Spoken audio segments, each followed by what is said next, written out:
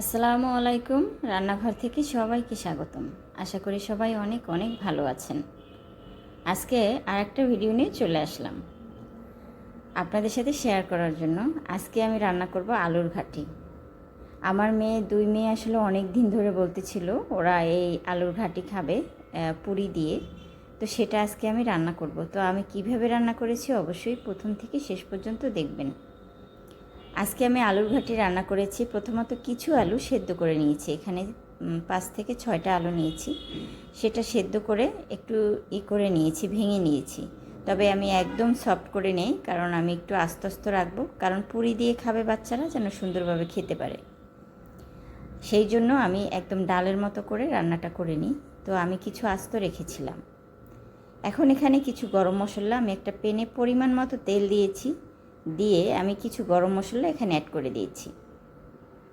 কিছু গরম মশলা এটা নাড়াচাড়া করেছি তেলের সাথে, যাতে ঘ্রাণটা তেলের সাথে লেগে যায়, এই জন্য সুন্দর করে একটু নেড়ে চেড়ে দিয়েছি। এরপরে দিয়ে দিচ্ছি পেঁয়াজ এবং কাঁচামরিচ। কাঁচামরিচগুলো একটু হালকা ফাটিয়ে দিয়েছি, তেমন একটা না। এটা দিয়ে আবারও একটু নেড়ে চেড়ে দিচ্ছি খুব সুন্দর করে। এরপরে দিয়ে দিচ্ছি এখানে টমেটো খুব কম পরিমাণে দিয়েছি, তেমন একটা দেইনি। দিয়ে আবারও একটু নেড়ে চেড়ে দিয়েছি। আর এখানে স্বাদ মতো লবণ দিয়েছি, যদি দরকার হয় আবারও দিব।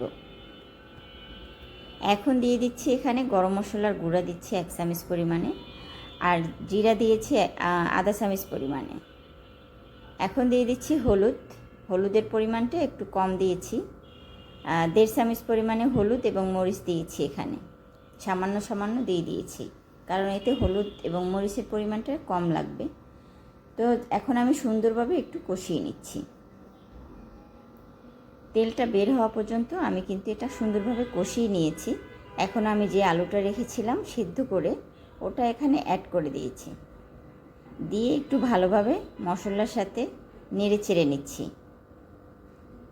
আসলে আমি এভাবেই রান্না করি। এইভাবে রান্না করে আসলে অনেক মজা লাগে। এভাবে একবার হলো ট্রাই করে দেখবেন। মানুষ তো অনেকভাবে রান্না করে খেয়েছেন, বাট এইভাবে একবার হলো খেয়ে দেখবেন, ভীষণ মজা হয় কিন্তু। অবশ্য পরাটা, পুরি, তারপরে রুটি এর সাথে খেতে পারেন। তো আমি এখন কিন্তু সামান্য পানি এখানে অ্যাড করে দিচ্ছি। সামান্য পানি এখানে অ্যাড করে দিতে হবে। এটা রান্না করার জন্য সামান্য পানি এখানে আমি অ্যাড করে দিয়েছি। দিয়ে ভালোভাবে নেড়ে চেড়ে দিচ্ছি।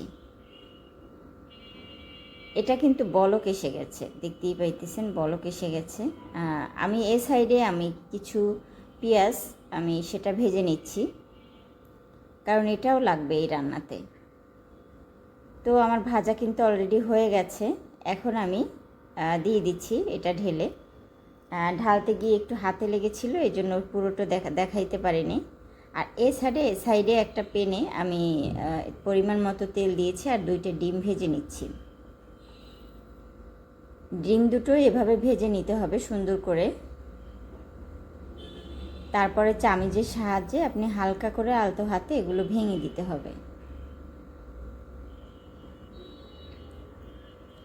ডিম দুটো আমার এই রান্নায় দরকার।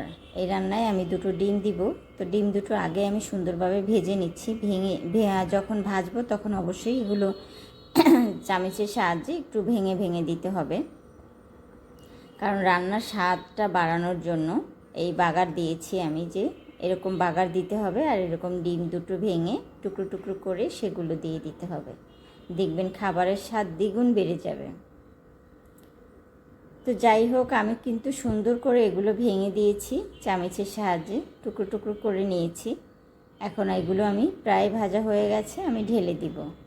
আমার রান্নাটা কিন্তু প্রায় হয়ে গেছে, কমপ্লিট হয়ে গেছে। দেখতেই পাইতেছেন একদম ঘন হয়ে গেছে।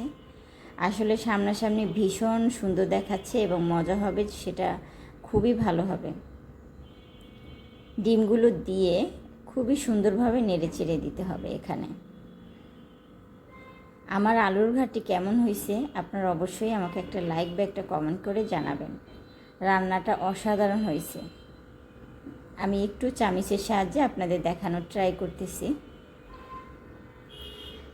খুবই ভালো হয়েছে, দেখতে পাইতেছেন রান্নাটা একদম ঘন হয়েছে, সুন্দর হয়েছে, আর অনেক মজার হয়েছে। আপনি রুটি বা পরোটা বা পুরির সাথে খেতে পারেন। তো আমি আজকে পুরির সাথে খাবো আমরা। আমি পুরি বানিয়েছি, বাসায় কিছু পুরি বানিয়েছি, তার সাথে এই আলুর ঘাটি আমরা খাবো। তো আমার 2 মেয়ে তো ভীষণ পছন্দ করে, সেজন্য অবশ্য আমি রান্নাটা করেছি। ওরা অনেক দিন ধরে বলতেছিল এই খাবারটার জন্য। তো খাবারটা আমি আজকে রান্না করেছি, তো ওরা খাবে মজা করে। তো আমার রান্নাটা হয়ে গেছে। তো আল্লাহ হাফেজ। আপনারা